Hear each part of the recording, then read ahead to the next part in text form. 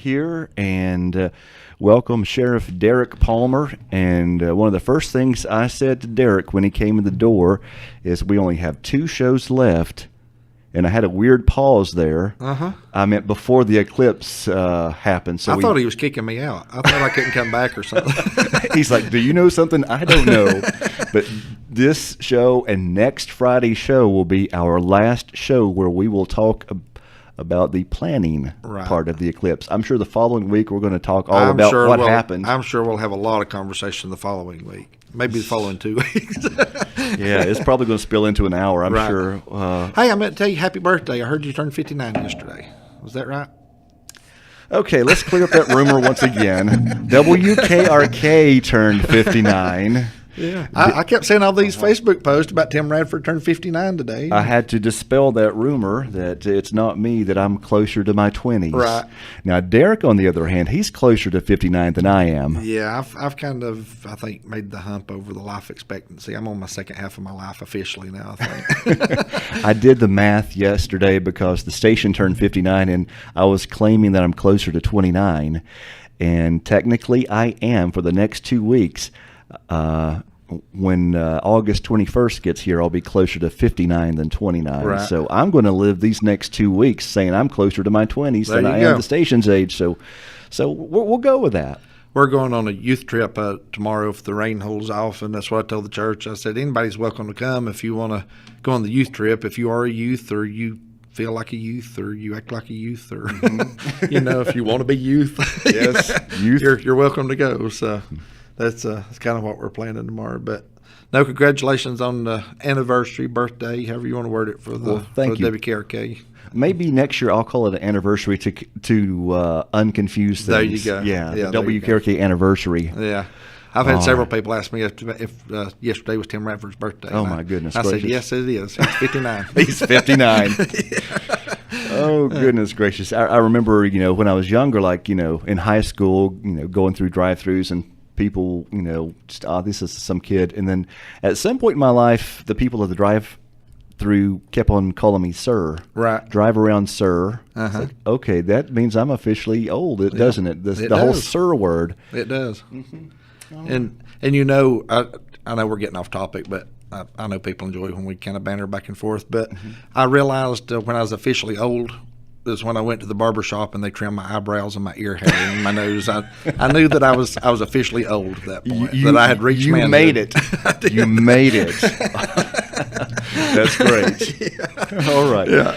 Well, what's been going on with the sheriff's office here lately and around the county? Well, like I say, we'll talk more about the clips a little bit later. Of course, we need to follow up on some things there. But one of the things that we've done at the sheriff's office is that we have got a brand new fingerprint machine, it's an APHIS machine there for gun permits, concealed, and those type of things. We typically, up until this point, have been using a fingerprint scanner with a laptop.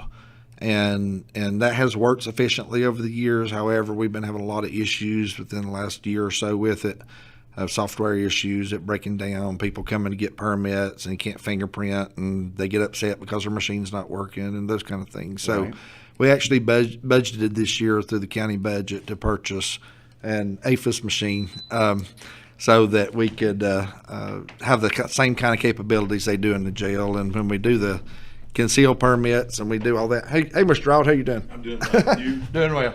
I'll Brown stepped in on us. Talk to you two guys. All right. Good morning. He'll be up next. I know some people just listen to me all until they get ready to hear you, so they put up with me so they can get to your show. So. Yep, great. But anyway, we've got a brand new fingerprint machine, and hopefully that'll speed things up. It'll be able, when we print for employment or concealed weapons or firearms and those type of things, it'll speed the process up, and hopefully we'll have less glitches and those type of things. And so we're looking forward to that. They're doing training there today on it. And hopefully when people come in and do the permits and those kind of things, we won't have some of the same problems we've had within the last year or so. Technology's really changed back then. I remember being in elementary school getting my fingerprints done outside the school library, Right. Murphy Elementary, and they had the ink pad. Right. And we went there. And then this past summer when I went to the country of Panama, of course I had to do my passport. And then they did all all 10 of my fingers. And I had to put my Did thumb. four and a thumb, four Yeah. fingers together in the thumb. Yeah. And after I was done with that process, I was thinking, well, the country Panama knows more about me than than the U.S. knows. Right. Yeah. That's the world I come from. When I started the sheriff's office, everything was ink rolled, and when you brought prisoners in, you rolled them with ink, and that could get a little difficult sometimes, especially when you had intoxicated people and people that's belligerent and didn't want you to fingerprint and those kind of things. And so sometimes it was hard to get those prints, but with technology now, I'm able to do everything on computer and roll in the fingerprints over scanning machines and things of that nature. It eliminates the smudges and eliminates a lot of that stuff to where you can get good prints. And I'm sure it also makes it a lot faster to search. It does as well. We can actually do a local search through our office when we do fingerprints for criminal reasons, when you're booked through the jail and things of that nature. We have a local database of our local fingerprints to where when we do crime scenes and we lift fingerprints off crime scenes, we can compare that through our local database first and see if we get any local matches. And then if we don't get any matches locally, then we can send that off to the state to have it compared against the state index or the federal index. Has the technology of dusting for fingerprints, has that changed, or is it still just that little It's dust? pretty much the same. Okay. It's one of those old adages is if it's not broke, don't work on it, don't fix it. So that's still the way that predominantly that fingerprints are lifted, and that's not just here, but that's from federal, state. That's the way they do it all across the country. There are new technologies of different luminols for blood and different things that you can do in a room and black light it and see all the fingerprints and see the blood splatters and all those kind of things on crime scenes. But still, it comes back down to the dusting and lifting the prints the old-fashioned way is the way we obtain those prints. You can actually, and a lot of people don't realize this, but there are certain things that if prints are in a certain way or in certain conditions, you could ruin those prints by lifting them. And sometimes you kind of don't know whether you can lift them or not lift them. You can see them fine, but you don't know. So one of the things we have done is with technology now with digital cameras, we can take a close-up, zoomed-in shot with a digital camera of that fingerprint before we attempt to lift it. And that way, if that print is ruined during the process and we mess it up, whatever it may be, you have a photograph of that, and the state lab can actually compare that photograph to a fingerprint and compare it that way. So like I say, technology has come a long way, and there's a lot of ways you can do even if you things. can't physically see the fingerprint, it can still. Well, like I say, physically lift it with powder. Okay. With you luminol it or use dust and things of that nature. You can sometimes see it, but when you use the lifters on it, you put the sticky stuff on it to lift it up. Sometimes if it's like on a crease or something, you may not be able to get the entire print, and it only gets partial of that print when you try to lift it up on the paper. So if you can take a good, clear photograph of that, then they can compare that photograph to the fingerprints database. Cameras have advanced so much over the years, They too. have. I mean, my phone has an incredible camera on it, and I remember growing up with like the Polaroid where it would come out the front and you'd have to Right. shake it and finally get a picture. And then there was like camera developing stores all over the area. And we talked about luminol and stuff. One of the things, the reason I mentioned that is sometimes you could have a crime scene if you're working, say, a homicide scene, and you may have a bloody fingerprint. Right. And so that bloody fingerprint you may can see visible with your eye or with the luminol, but you can't collect it with powder because it'll destroy the print because it's in a liquid form. So you can sometimes, like I say, use cameras for those type of things and get prints different ways. And it's just wild about some of the stuff they got out there. We've got a super glue chamber at the sheriff's office where we can put items within that chamber. There's a mixture of super glue and chemicals and stuff you can put in there, and it causes the print to raise out of the item that you're fingerprinting. And you can take pictures of it, and once you get it out of that chamber, it's a special chamber that has to have venting systems and all those kind of things, but and filters and all that kind of stuff. But like I say, there's a lot of technology out there on evidence collection, and I would be remiss if I said I could tell you all about every one of them because I can't. But that's why we have specialized people doing all this stuff. So maybe one day we can get some of our crime scene techs to come and talk about all the different things that's out there and what they use. CSI Murphy. There you go. All right.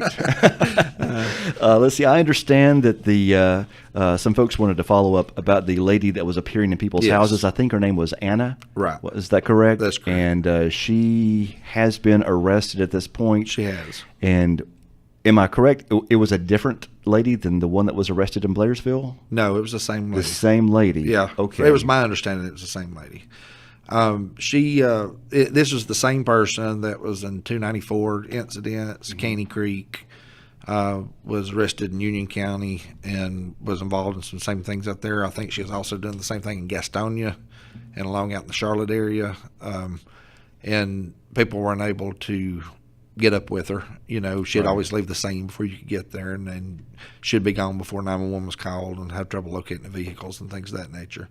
But on this particular incident, there was actually an altercation that occurred, and so that delayed her leaving long enough for police to get there. And then, of course, you read in the papers what happened after that. That there was an altercation there between her and the police officer, where a police officer discharged a firearm to get her to stop. And so his life was in danger, along with the lives of other people there on the crime scene. And so he was able to discharge his firearm. She did stop and surrendered at that point and got her arrested and got her put in jail.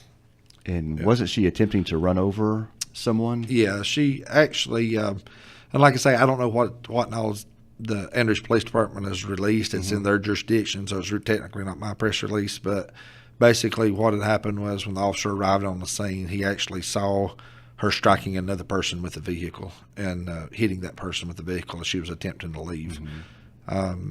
He intervened, tried to get her to stop, and he was behind the vehicle. She put it in reverse and accelerated at a high rate of speed, attempting to run over the officer, and the officer discharged his firearm at that point.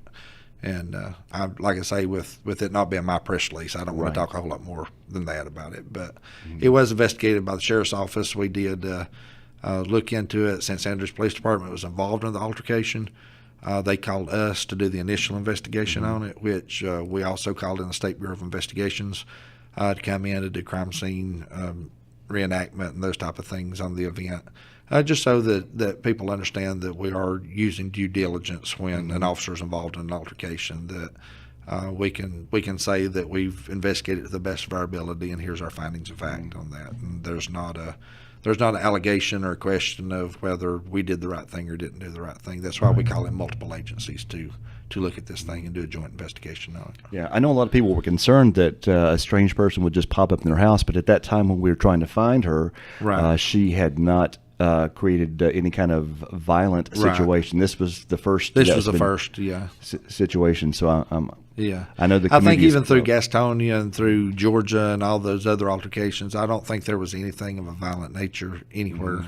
I think this was the first time that this happened, and I think it was just a perfect storm of circumstances that allowed this to happen in Andrews. Any reason why she was making her appearances? Not really. That's still yet to be determined. Okay. We did do an interview with her, and she did talk with the investigator about different things that were happening, but a lot of her motives and things are still unknown, still unclear. Okay. Well, I know the community can rest safely that that's under control now. Right. Because, a lot of people were asking me, what happened? What happened? Yeah. All right. And like I say, when there's an officer involved in an altercation, it's not that you try to hide things from the public, but you want to be fair to everybody involved. And you want to be fair to the person that's involved in it, but you also want to be fair to the police officer that's involved in it, and not to condone or condemn either way, and just let the investigation play itself out. So technically it's still an open investigation. And so that's why we don't want to talk that much more about it, about what's going on with it. All right. What else are we going to discuss before we move on to the eclipse?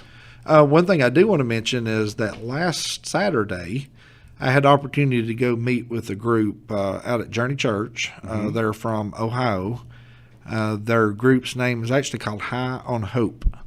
And what they do is they started a ministry there in Ohio for opioid addiction, and they've kind of got a response team going up there. And they come from the area of Ohio and West Virginia. You've probably saw on the news it's the highest overdose rate of anywhere in the United States. And they are sometimes getting as much as 10 to 20 overdoses a day in that area. Weeks are going on where they're getting anywhere from 30 to 50 overdoses a week, And so they developed this response team, and this team is actually put together of people who were past addicts, people that had addictions themselves, but now that have found freedom through recovery programs and through church and through Christ. And so we met with this team and had a discussion with them last week about what they could offer Cherokee County and what they could do here. If you know, I've talked several times in the past about trying to develop something on the addict end. That as sheriff, I felt like that we were not doing our community service, and we were not doing the addict service or the people that need help service by simply just arresting these addicts and putting them in jail and turning them loose and starting this process all over again. And we're not accomplishing anything. So one of the reasons for meeting this High on Hope group was to see what they had to offer and what they could do to help Cherokee County. And one of the things that there's a few things they do, but one of the things they do is, like I say, they do a response team to where anytime anybody says they want help or has an overdose or anything like that, they will respond to that situation with law enforcement, and they will attempt to talk to that person about getting help, about helping them find places to go, get rehab centers they can afford and get into. They also have developed a scholarship program through their group that for people who don't have Medicaid or insurance, that they can help them get into these recovery places and have scholarships program where they can actually help them with those payments and pay for their recovery. Right. And so it's all community based. It's bringing community leaders together to try to see how we can come together as a team and help finance this thing and help the groups reach out to people. And it kind of works in conjunction with the things that we were already trying to put together with the sheriff's office and with the community. But one other thing they had to offer that I thought was a wonderful, wonderful idea. We do recovery programs and things in the jail now, and we do groups and people come in to help people with life skill classes and stuff there at the sheriff's office already at the jail. But one thing this group does is this group offers a 12-step program for anybody that's addicted to drugs, in particular opioids, to help them start a path of getting off this. And this 12-step program is 12 steps of freedom through Christ. And it's taken the AA principles, I call it Anonymous, it's taken Narcotics Anonymous, it's taken some of these other step programs, and it's used some of the principles in these programs, and they have combined it along with Scripture and along with the thought process of being Christian and finding Christ in your recovery. And they've developed their own 12-step program that has been very successful in the Ohio area and is helping people get off of drugs and alcohol up there. Right.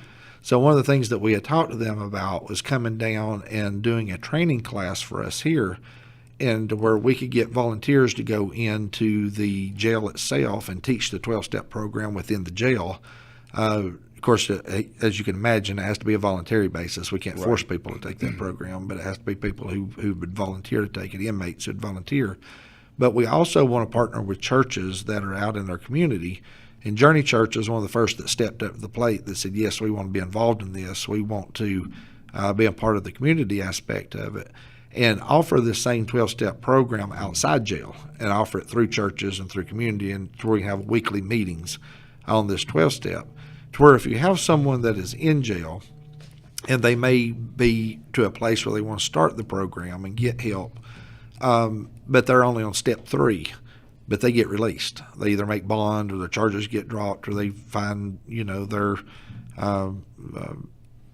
do have their trial or plead guilty or whatever may happen in court, but they're released from our jail. We want this same program to be offered in the community in different places to where they can continue that program and continue that recovery. So we're working in conjunction. Like I say, I know Chris West came over from, I'm not sure the name of his church that he's in now, but he came over. We had people from Journey Church there. We had people from several churches around the area that was interested in this. And so what our goal is trying to get our community together to try to combine on this to offer these same type of programs outside the jail system. So they can start inside the jail system, they can get offered help and find their detox there, and they can start the programs and stuff there. But once they get out of the jail facility, they have a peer program where they can have mentors and stuff outside the jail and continue the program outside the jail. And so hopefully we're thinking that if we can start something like this from their community, then we can start seeing an impact on the people that are using on the using end of this. And I know we are very quick to, and we should. I'm not condoning it in any manner, but we are so high on and so bent on trying to get these dealers and people that's making money off this and supplying it. But the fact of the matter is, the reason they're dealing is because there's users out there that want it. Right. And if we can work on this user end of it and cut the user aspect down to where there's not such a demand for it, then that cuts down on the dealers that's putting it out there on the street and the amounts that they're putting out there. So we're going to continue to work on the dealers from a law enforcement perspective and go after them on a law enforcement perspective, but we're trying to hit it from both sides and hit it from both ends so that we can take not only the dealers off the street, but we can take the demand off the street also, and hopefully we can cut that down and start seeing a better, even though we live in a wonderful place, maybe we can say our place get even better than what we already live in. Absolutely. You said you couldn't force the inmates to take the program. Is there any way to offer incentives or rewards for those who One do? other thing to add to this that we have been in conference about is working with the district attorney's office and the judicial system about offering some type of drug court. And if we could get a drug court operable in Cherokee County, and I know anytime you talk about adding a special court, there's a lot involved in that. From you have to find a day to do it, you have to find judges that's willing to do it, you have to find prosecutors that's willing to prosecute in drug court. So there's a lot of things that have to come into place for that to happen. But if we can ever successfully get a drug court in Cherokee County, then you can set requirements. And so if people come into drug court, or they're caught with possession, or they're caught with paraphernalia, or some of these lower grade felonies that may come into the court system, if they could get them into a drug court, then they could offer these rehabilitation programs and different things that we offer as an incentive to, we're going to hold your charges off to the side until you go through these programs. And upon successful completion of these programs, then we'll go back and readdress your criminal charges and work out some type of deal with those. And so there is a way of doing that, but it's still going to take some time and putting things together to get that done. But those are all things that we're hoping to see on the horizon that's coming.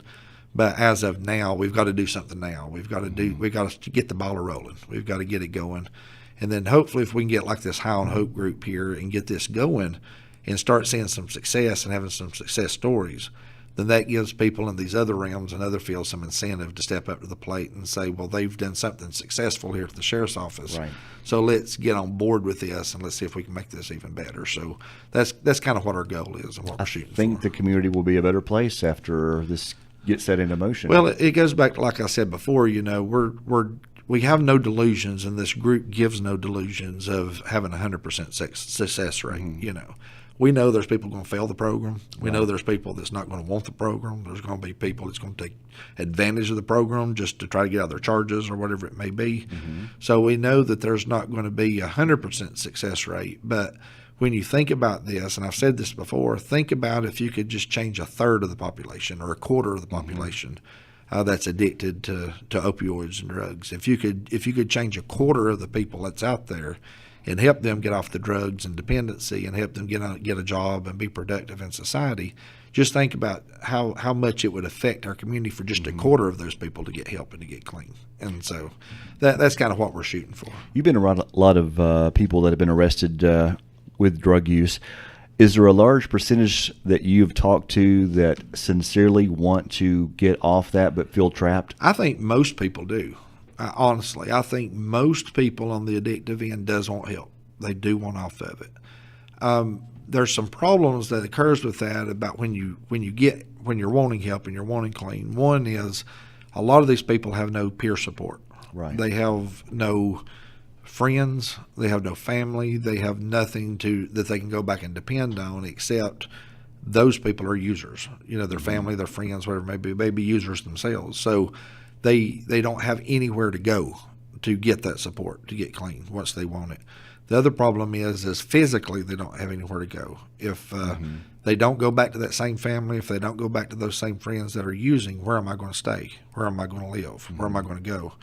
And so those are two big issues right off the bat with that. And the third thing is that, and I tell people this all the time, if you want to get clean, it's going to be painful. Right. It's not going to be easy. You're going to have to suffer, So a lot of people have that sincere desire of want to be clean, But when the rubber hits the road and it becomes painful, some people can muscle their way through it and some people can't, and so that's always an issue with that too, is they really want to be clean, but when they get those withdrawals and those painful places, it's easier just to go back to it. It's easier just to go back to it than it is to try to suffer through it. So there's some real obstacles there that people have to get through to be successful in it. It's kind of like an amplified version of me trying to go on a diet. I try to exercise every day, and then I'll skip one day. Well, one day is not going to hurt. Right. One more Reese's cup is not going to hurt. And then what I notice, I'm skipping all week on exercise, and I'm eating Reese's cups every day. Right. And I've just completely got away from what I wanted to do. Right.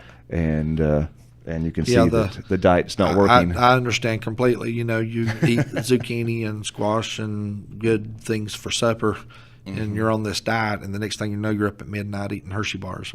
Exactly. So, but I have to take myself away from the environment of chocolate, right, which doesn't seem to happen very often. And I know we're changing subjects again, but getting off on a tangent again, me and my wife have this conversation all the time because she is the kind of person that she can take one bite of chocolate or one bite of a cake or whatever, a cookie. She's fine. That did her. That's all she needed. You know, that doesn't sound normal. No, but for me, if I'm on a diet, if I take one bite of something that's like the Tasmanian devil, I just hit the box wide open at that point. So I can't do it. See, we grew up waste not, want not. Right. So if there's something left, I hate to see it go to waste. Right. So that's my justification. There you go. It makes perfect sense. But you are right. It is a lesser version of what drug addicts go through. And I think I've shared it on the air before, but I'll share it again real quick. I had a guy explain it to me this way one time, that as being a drug addict, he said that when you're out on a hot day, on a 90-degree day, and you're working out in the hot weather and you're sweating and your throat's parched, at that point in time, you don't think about anything but drinking water. That's all you think about. You don't think about taking a bath. You don't think about eating. You don't think about your job. You don't think about your family. You're thinking about, need some water to quench my thirst. And he described it as a drug addict was the same way, that they crave that drug like you would crave water when you're thirsty. That makes sense. And when you kind of put it in that perspective, then suddenly things become clear as to what they're going through, and what they're dealing with.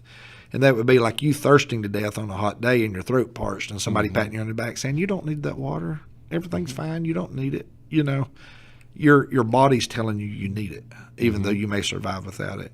And with the drug users, it's kind of the same way with them, And I know we try to encourage and try to help them, but to pat somebody who's an addict on the back and just say, just quit it, you don't need to do it, it's just not that simple. It's just not that simple for them to do. Yeah, and I can understand that completely. And I think most of our listeners are probably out there have probably had some kind of prescription medication that the doctor gave them, and it was time to come off. And then it takes probably about 2 weeks for that to successfully, especially if there's any kind of things that are messing with the brain. Right. And the body can have that withdrawal just from prescription medications that are really not that severe. Well, there are things out there, drugs that are physically addictive, that your body will shut down if you don't have when you're addicted to it. And that's when you see people going through withdrawals, getting sick to their stomach, shaking, and blood pressure issues and all those type of things. And then you have some things that are mentally addictive, and it's because your brain's telling you need it.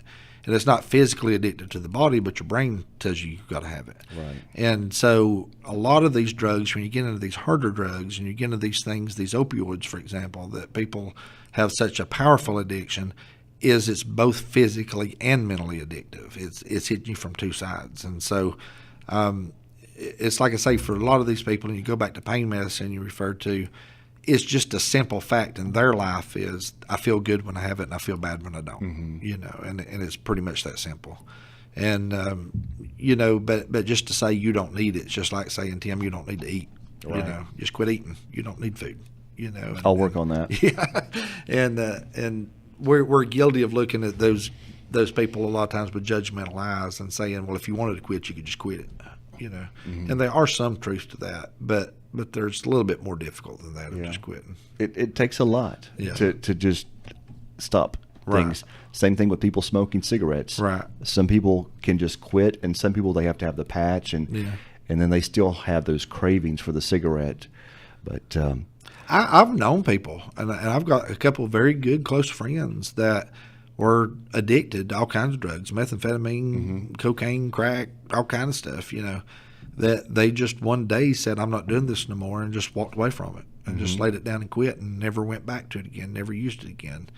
But there's some people that just can't do that. There's some people that just can't physically or mentally suffer through the process of doing that. Everyone's body is different and can tolerate different things. Yeah. But hopefully with getting this group to come in, we've got another meeting scheduled after the eclipse to sit down and do some details and some training. So hopefully once we get this group down here, they'll be able to step in and give us some tips and some guidelines as to what to do. They actually go out in the middle of the night with law enforcement on overdoses. They go out if they tell us that up there in Ohio and West Virginia that sometimes the police will just call and say, hey, I'm at such and such house, answering a B&E call or whatever, and they've got a son or daughter that's addicted to drugs, and they're telling me they want help. Will you come out and talk to them? And the group will just come out, and it's kind of like a rapid response team. They'll just come out where they're at. So that's kind of what we're looking at trying to do here. Now, it won't be the same group, of course, because they all live in Ohio. They live in Virginia. Right. But they're willing to come down and bring their program here and kind of show people here what to do and how to do the trainings and those kind of things. Well, and it's all community-oriented, doing community events and concerts and all kind of different things outdoors to where it draws the community in to be a part of it. Well, please keep us updated on how this goes on, and let us know how we can help promote or help out in this program, because we want to see our community grow in success. We do, and like I say, I think sometimes I hear people on the street talking, and I see the Facebook post and all this, about our little town and what's happened to it, and the drug users and the thieves and all these kind of things. But I keep reminding people that's not unique to Murphy. That's not unique to Cherokee County. Right. That is a complete and total society change that's happened in our whole country. Mm-hmm. And I don't think we should just roll over and take it, but I think we need to understand that even though these things are happening, we still live in a great place. And Western North Carolina, particularly Cherokee County, is full of wonderful people. It's where I was born and raised. It's where I grew up. It's where I went to school. It's where I go to church. It's where my kids live and where they were born and raised, where my family's from. And so this is a place that I'm desperately and passionately in love with. And even though I get frustrated sometimes and I want to pack up my bags and move to Jamaica and stay down there, I know and understand that when I die, I'll be in Cherokee County, and that's where I'll be. Unfortunately, most of the news story is about the crimes that happen. So the news media, including our Facebook page, we do see, because we don't want to keep people informed of here's who to keep your kids away from. Right. So most of the news is about the bad things that are going on. I would love to see a lot more positive news. Right. And that's one thing I love about our station here, because I come into work and I talk to all these wonderful people, and 99.9% is just a very positive our calls. So personally, I get a lot of good news every day here, but all that doesn't get shared with the community. And I was thinking about this just on the way over here today, about how people do good things for each other, and how when you're in need, they show up and give you things. So I'm sure Helen Long is listening right now. And so if she would like to make us a cake or bring another one back, I would love to have another one. Those were so good. She actually talked to her the other day, and she said, if I'd known you was going to eat that cake, I wouldn't have brought it. Just joking. Yeah, she made me some salsa. Right. And she goes, don't you share that with Derek. But then she told me, she said, no, if you want a cake, I'll make you a cake. So. She loves teasing. She's a great lady with a great heart, and just love her to death. Right. And that was fantastic cake. Yeah. I know there's a lot of people in our community that's hurting, and a lot of people that are going through a lot of things right now. But I do want to say one thing before we go off there here in a few minutes, is that I know that I got some friends they go to church with, and up there, and her, many people know her. Carolyn Rogers has been going through some stuff, and so she's not been able to come to church, and she's not been able to get out and about and things like she has been in the past. And I was thinking about her the other day, and it's been a while since I saw her, but I do know that she listens to the radio program every Friday. So I just want to say, Carolyn, I'm thinking about you. Hey, Carolyn. And if you need anything, you know where we're at, and I know that we should get to see each other more and do things, but I know that she's been going through a hard time, so I just wanted to mention her this morning. that not only am I praying for, but the church is praying for. And we will too. Thank you All very right. much. Thank you. It's WK. We didn't talk about the eclipse. We didn't. We didn't. Anything we should say about the eclipse? Or It's going to get dark. It's going to get dark. Tune in next Friday. I will say this real. I know we got to go, but I will say this real quick: is that the long-range weather forecast for the eclipse day is overcast with about a 40% chance of thunderstorms. However, the meteorologist that we've spoken to and talked with has said that you really anything more than about 3 days in advance take it with a grain of salt. Exactly. So they're even though that's the forecast that's out there, and I know a lot of people's looking, watching after that stuff, but according to the professional people that do this for a living, which is the only job you can be wrong most of the time and still keep your job. Exactly. But they say don't pay any attention to it till it's about 3 days away, and then that way you'll know better about what's going to happen. Yeah, there's so much that can change in a week and a half with weather conditions, and I don't know why those long range forecasts are even available because they're not terribly accurate. No, they are not. So yeah, so even the next day can change quickly. Yeah. But all right, well we'll be back next Friday. We'll dedicate next Friday's show to the eclipse. You going to talk Robin into coming too? I think I might get her down here. All right, 'cause Okay. she loves being She here. does. She has a genuine love of being on the radio. Yeah. And I'll probably get a camera and take a I picture of think it so. too. We may Facebook Live it next week. That sounds like fun. There you go. Sheriff, thank you very All much. right. It's WKRK Radio in Murphy, North Carolina. Cable TV channel 25, 105.5 FM, 1320 AM, and worldwide at country.am. Stay tuned. We have the Little Brasstown Baptist Church program with Pastor Odd Brown coming up right after your weather forecast, brought to you by Carpet Mart.